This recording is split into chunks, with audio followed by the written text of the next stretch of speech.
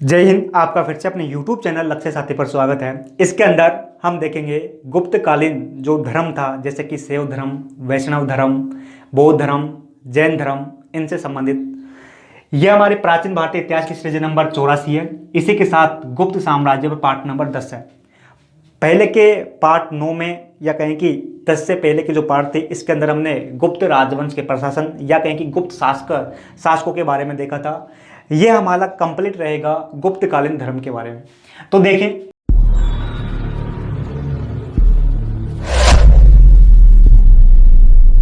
कि जो गुप्त काल था, या कहें कि गुप्तकालीन जो शासक थे, ये गुप्तकालीन शासक मुख्य रूप से वैष्णव धर्म को मानने वाले थे, है ना। इसी के साथ देखें जो गुप्त शासक थे, ये गुप्त शासक जो वैदिक कर्मकांड थे, या कहें कि जो वैदिक मान्यताएं थी, या कहें कि जो वैदिक अनुष्ठान थे, उन वैदिक अनुष्ठानों को गुप्त शासक अपनाई। वैदिक अनुष्ठानों को गुप्त शासक उनका पालन करे, या कहें कि वैदिक अनुष्ठानों को वे अपनाए। जैसे कि वैदिक काल में यज्ञ किए जाते थे, तो ये गुप्त शासक थे, ये गुप्त शासक है, इन गुप्त शासकों ने भी यज्ञ किया। जैसे कि अनेक गुप्त शासक थे जिन्होंने बड़े बड़े यज्ञ किए, जैसे कि अश्वमेध यज्ञ, इस प्रकार के यज्ञ इन्होंने किए। कहने का मतलब है कि गुप्त शासकों ने जो वैदिक धर्म है, इस वैदिक धर्म की जो पद्धति है, या कहीं वैदिक धर्म के जो अनुष्ठान है, उन अनुष्ठानों को, कुछ अनुष्ठानों का पालन किया। इसी के साथ देखें कि जो गुप्त काल के अंदर मुख्य रूप से देखें, तो गुप्त काल के अंदर जो मूर्ति पूजा का विकास हुआ, या कहें कि मूर्ति पूजा का उत्थान हमको देखने को मिलता है गुप्त काल से। गुप्त काल के अंदर मुख्य रूप से मूर्ति पूजा का जो कि विकास हुआ। इसी के साथ गुप्त काल के अंदर ही मंदिर निर्माण किए जाने लगे, या कहें कि बड़े बड़े मंदिरों का निर्माण किया जाने लगा। गुप्त राजाओं ने अपने राजकोष से भी अनेक मंदिरों का निर्माण किया। जो गुप्त काल के अंदर धर्म के अंदर जो प्रमुख विशेषता देखने को मिलती है, तो वो यह है, एक तो कि मूर्ति पूजा का विकास इस समय हुआ। इसी के साथ इस समय मंदिर का निर्माण बहुत अधिक देखने को हमको मिलता है। इसी के साथ देखें कि एक प्रयाग प्रशस्ति जो कि समुद्रगुप्त के राज दरबारी हरिसेन ने संस्कृत भाषा में लिखी थी। अब इस प्रशस्ति के अनुसार हमको देखने को मिलता है कि जैसे कि वैदिक देवता जैसे कि धनद एक वैदिक देवता था, इंद्र वैदिक देवता था, वरुण वैदिक देवता था, यम वैदिक देवता थे। इन सभी देवताओं की तुलना समुद्रगुप्त से की गई। इन सभी वैदिक देवताओं की तुलना इस प्रयाग प्रशस्ति में की गई। अब राजा को देवता के समान बताया जाने लगा। इसके अंदर राजा को देव समान बताया गया, या कहें कि राजा को देवता के अंदर स्थापित कर दिया। कहने का मतलब है राजा को देवता के तुल्य बताया गया। इसका फायदा यह था कि जो जनता है, ये जनता राजा को देवता के समान माने। अब जब जो राजा आदेश देगा, उनका पालन जनता देवता के आदेश समझकर करेगी। कहने का मतलब है गुप्तों के समय गुप्त राजा अपने आप को देवताओं के द्वारा भेजा गया प्रतिनिधि के तौर पर शासन करते थे। कहने का मतलब है गुप्त शासक अपने आप को देवताओं के समान मानते थे, ताकि जनता राजा के आदेशों को देवताओं के आदेश मानकर उनका पालन करे। जैसे कि प्रयाग प्रशस्ति में वैदिक देवता धन, वरुण, इंद्र, यम, इन सभी की तुलना गुप्त राजा समुद्रगुप्त से की गई है। इसी के साथ देखें कि जो गुप्त राजा थे, इन गुप्त राजाओं का जो राज चिन्ह था वो गरुड़ था। गरुड़ गुप्त राजाओं के राज चिन्ह था, या कहें कि राज चिन्ह था। अब जो गरुड़ है, जो कि वैष्णव धर्म से संबंधित है, या कहें कि गुप्त शासक जो कि वैष्णव धर्म को मानने वाले थे, या कहें कि वैष्णव धर्म के में ये अधिक आस्था रखते थे।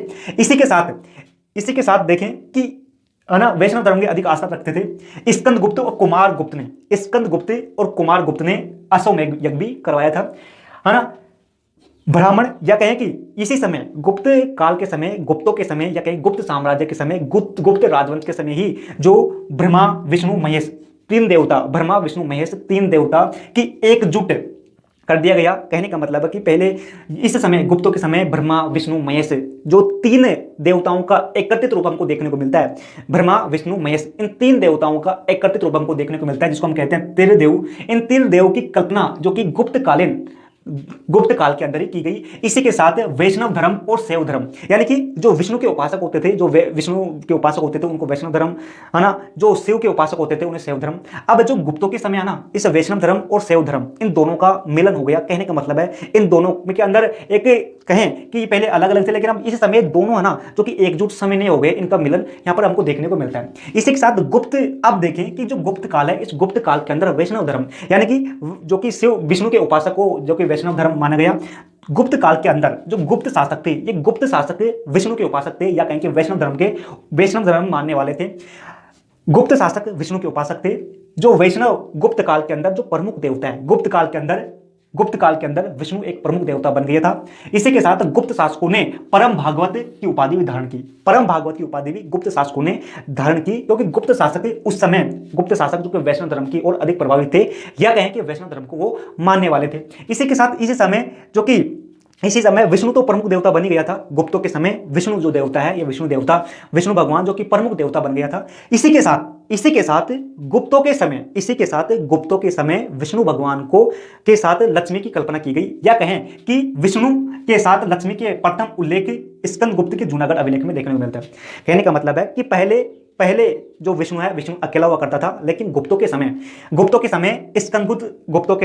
स्कंदगुप्त अभिलेख के अंदर हमको जानकारी मिलती है कि जो विष्णु के साथ लक्ष्मी की कल्पना की गई, या कहें कि यह पहली जानकारी हमको मिलती है स्कंदगुप्त के जूनागढ़ अभिलेख से। स्कंदगुप्त के जूनागढ़ अभिलेख से हमको प्रथम जानकारी मिलती है कि जो विष्णु के साथ लक्ष्मी का वर्णन किया गया। नहीं, इससे पहले हमको कहीं देखने को नहीं मिलता कि विष्णु भगवान के साथ लक्ष्मी का होना, लेकिन गुप्त काल के अंदर स्कंदगुप्त के जूनागढ़ अभिलेख में हमको विष्णु के साथ लक्ष्मी का उल्लेख मिलता है। इसी के साथ जो गुप्त जो साम्राज्य, इस गुप्त साम्राज्य के अंदर मंदिरों और ब्राह्मणों को सर्वाधिक ग्राम दान दिया गया। कहने का मतलब जो गुप्त शासक है, ये गुप्त शासक ब्राह्मणों या कहेंगे पंडितों, है ना, पुजारियों और जो मंदिर थे, इन मंदिरों को गांव दान दे दिया करते थे, है ना। इस समय मंदिरों और ब्राह्मणों को सर्वाधिक दान इन राजाओं के द्वारा दिया गया।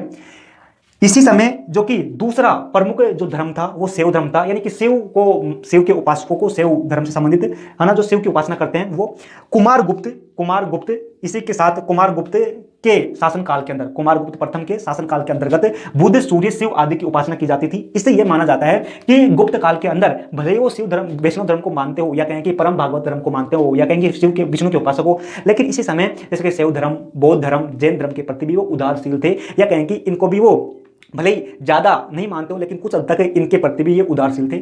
इसी के साथ जो गुप्त साम्राज्य के अंदर दूसरा प्रमुख धर्म था शैव धर्म था। प्रमुख धर्म तो वैष्णव धर्म था, इसी के साथ दूसरा प्रमुख धर्म जो कि शैव धर्म था, यानी कि शिव को मानने वाले थे, दूसरा लोकप्रिय धर्म था। इसी के साथ जो स्कंदगुप्त है, इस स्कंदगुप्त की जो अभिलेख है या कहीं प्रशस्ति है, इसके अंदर शिव का उल्लेख हमको देखने को मिलता है। स्कंदगुप्त ये हमारा गुप्त साम्राज्य है ना, गुप्त साम्राज्य है। अब इस गुप्त साम्राज्य के अंदर स्कंदगुप्त की जो प्रशस्ति है, इस प्रशस्ति के अंदर हमको शिव का उल्लेख देखने को मिलता है। इसी के समय जो गुप्त साम्राज्य के समय या कहीं गुप्त शासकों के समय एक कालिदास जो कि बड़ा रचनाकार हुआ है कालिदास, इस कालिदास की रचनाओं में हमको जो गोकर्णी के अंदर शिव, इसी के साथ काशी के अंदर विश्वनाथ, इसी के साथ उज्जैन के महाकाल का उल्लेख है। उज्जैन के महाकाल के हमको उल्लेख देखने को मिलता है कालिदास की रचनाओं के अंदर, यानी कि कालिदास इनके समयकालीन था। अब जो कालिदास ने जो रचनाएं लिखी उनके अंदर हमको जो कि गोकर्णी के शिव, इसी के साथ काशी का विश्वनाथ, यानी ये भी शिव का रूप है, काशी का विश्वनाथ, इसी के साथ उज्जैन का महाकाल, जो मध्य प्रदेश उज्जैन है, यहाँ पर महाकाल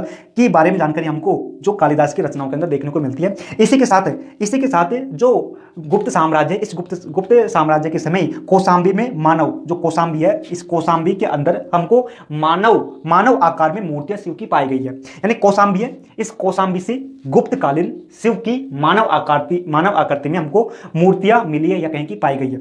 इसी के साथ देखिए कि जो गुप्त काल है, इस गुप्त काल के अंदर बौद्ध धर्म है ना, कि माने कि गुप्त काल के अंदर वैष्णव धर्म जो कि प्रमुख था, शैव धर्म दूसरे स्थान पर था, लेकिन जो शासक थे, गुप्त जो शासक थे, इन शासकों ने ये तो मानते थे गुप्तकालीन शासक, लेकिन जो बाकी के धर्म थे जैसे कि बौद्ध धर्म, जैन धर्म, उनके प्रति भी उदारशील थे, या कहें कि उनके प्रति भी वो उदारशील भावना रखते थे। इसी के साथ देखिए गुप्त काल के अंदर बौद्ध धर्म तो थोड़ा कि एक गुप्त शासक होता श्रीगुप्त, गुप्त शासक हुआ है श्रीगुप्त। इस श्रीगुप्त ने जो चीन के जो भिक्षु थे, जो भारत के अंदर आते थे, चीन के भिक्षुओं के लिए श्रीगुप्त ने मर्ग शिखा में एक बौद्ध मंदिर का निर्माण करवाया था। इसी के साथ समुद्रगुप्त है। इस समुद्रगुप्त के समयकालीन श्रीलंका के अंदर एक राजा था जिसका नाम था मेघवर्मन, जो कि बोध गया के अंदर बौद्ध विहार बनाना चाहता था। तो इस समय भारत का जो या कहें कि गुप्त साम्राज्य का शासक है समुद्रगुप्त था। इस समुद्रगुप्त ने श्रीलंका के शासक मेघवर्ण को अनुमति दी कि वो जो कि बोध गया में जाकर विहार बना सकता है। कहने का मतलब है समुद्रगुप्त ने श्रीलंका के शासक मेघवर्मन को बोध गया के अंदर एक बौद्ध विहार बनाने की अनुमति दी। इसी के साथ जो चीन का यात्री भारत के अंदर गुप्तों के समय आया था जिसका नाम था फायान। है ना। अब ये फायान है ना, जो कि एक बौद्ध कहे कि बौद्ध आचार्य था।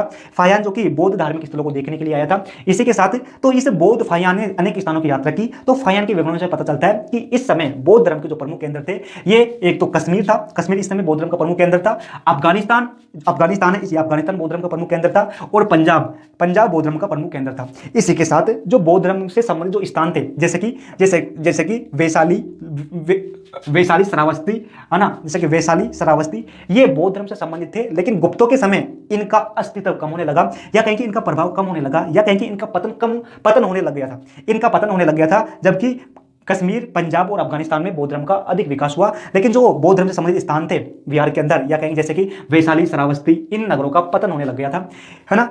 हम कह सकते हैं कि गुप्तों के समय कहीं ना कहीं बौद्ध धर्म की छवि, या कहीं बौद्ध धर्म का प्रभाव कहीं ना कहीं कम होने लग गया था। इसी के साथ देखिए जैन धर्म। तो जैन धर्म इस समय इस दो संप्रदायों में बट गया था। एक संप्रदाय श्वेतांबर था, दूसरा संप्रदाय दो संप्रदायों में बट गया था, श्वेतांबर और दिगंबर। श्वेतांबर यानी कि जो श्वेत वस्त्र धारण करते थे, इसी के साथ दिगंबर जो कि दिशाओं के अपने वस्त्र मानते थे, वो वस्त्र धारण नहीं करते थे। तो जैन धर्मों के इस समय प्रमुख केंद्र जैसे श्वेतांबर है, इन श्वेतांबरों के प्रमुख केंद्र थे, जैसे कि मथुरा और वल्लभी, जो कि मथुरा यहाँ पर हमारे उत्तर प्रदेश में मथुरा है। इसी के साथ वल्लभी, आज का जो गुजरात है, इस गुजरात के अंदर वल्लभी है। ये उस समय श्वेतांबर जो जैन थे, इनके प्रमुख केंद्र हुआ करते थे। इसी के साथ दिगंबर है, जो दिशाओं को वस्त्र मानते थे, वस्त्र धारण नहीं करते थे। ये दिगंबर जो कि बंगाल के अंदर एक स्थान, इसका नाम है पुडुवर्धन। इस पुडुवर्धन जो कि इस दिगंबरों का प्रमुख केंद्र हुआ करता था। इसी के समय या कहें कि इसी के समय जो काय एक अभिलेख है, अभिलेख का नाम है कैमोह अभिलेख। इस कैमोह अभिलेख के अनुसार हमको जानकारी मिलती है कि गुप्त शासक स्कंदगुप्त के समय एक भद्र नामक व्यक्ति था।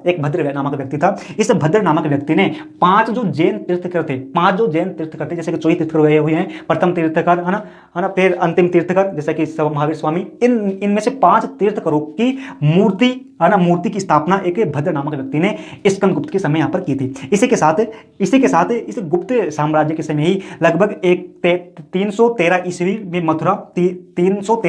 मथुरा और 453 ईस्वी में बल्लवी जो कि आज का गुजरात के अंदर है, इन स्थानों पर जो कि बौद्ध सभाओं का आयोजन किया गया था। इसी के साथ जो गुप्त काल है, इस गुप्त काल में योग का भी विकास हुआ। गुप्त काल के अंदर योग का भी बहुत विकास हुआ, है ना। तो यहाँ पर हमने देखने का प्रयास किया प्राचीन भारत, या कहें कि गुप्त साम्राज्य, गुप्तकालीन जो धर्म है, इस धर्म को के बारे में। जो हमारी अगली सीरीज नंबर आएगी इसका 85, इसके अंदर हम देखेंगे जो गुप्तकालीन जो समाज है उनके बारे में। फिर मिलते हैं, जय हिंद। इसी के साथ जो हमने देखा ये सभी नोट्स के रूप में इस वीडियो के डिस्क्रिप्शन में टेलीग्राम चैनल के लिंक पर मिल जाएंगे।